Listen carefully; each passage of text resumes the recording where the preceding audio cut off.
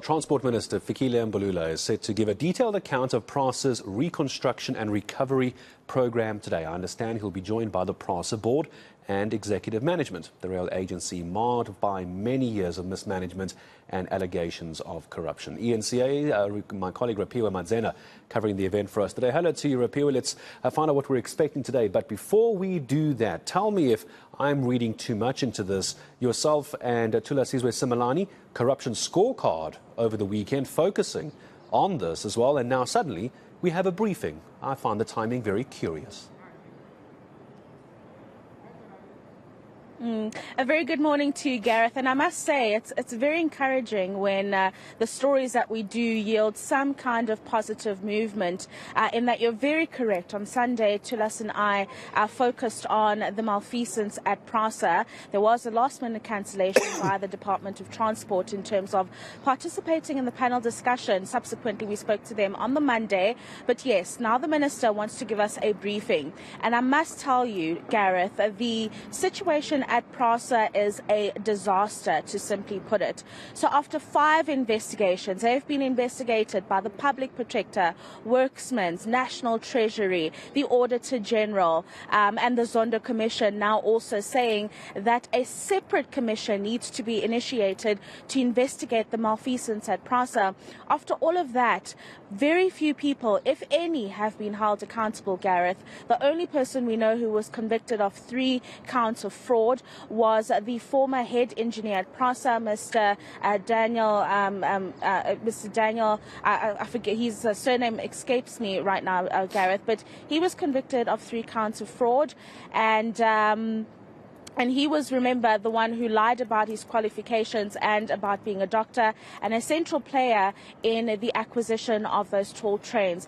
So what we're expecting to hear from the Minister today, Gareth, is the update on the prosecutions. Has anyone been charged and prosecuted for all the malfeasance? The updates on the National Rail Policy, which is a policy that was developed by Prasa to deal with a lot of the inefficiencies. So adding new trains on to the rails. We know that Prasa, after those overhaul contracts were cancelled because a lot of them were dodgy contracts, Gareth, the Prasa wasn't able to acquire new trains. So there's no trains on the system. So how are they going to be acquiring those? But also, how are they going to bring back commuters? In 2010, Gareth, there were about over 600 million commuters relying on Metro Rail.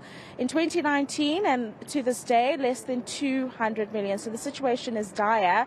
So Prasa's got its work cut out for it, but the officials that I've spoken to are confident that they are able to remedy the situation. Absolutely. We look at that very one person, as you say, and that's half the problem, wasn't it?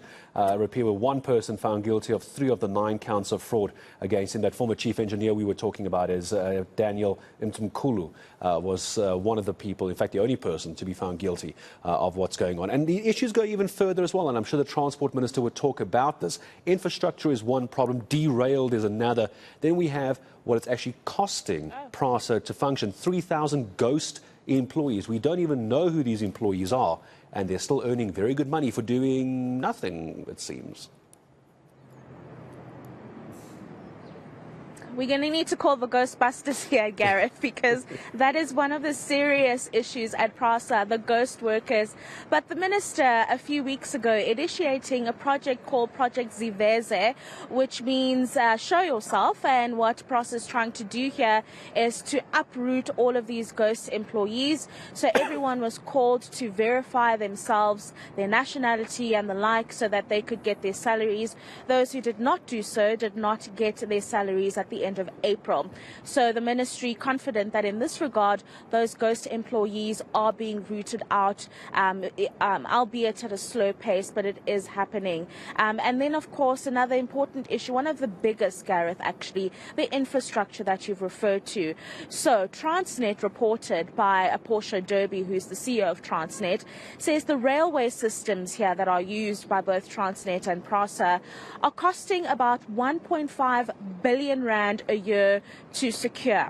Now, what happened here, Gareth, is that in 2019, there were over 200 irregular contracts that had to be cancelled after an investigation done by National Treasury, because only 13 of those security contracts were found to be above board. So those were cancelled, and of course it left Prasa very vulnerable to all sorts of theft and vandalism, which we have been seeing.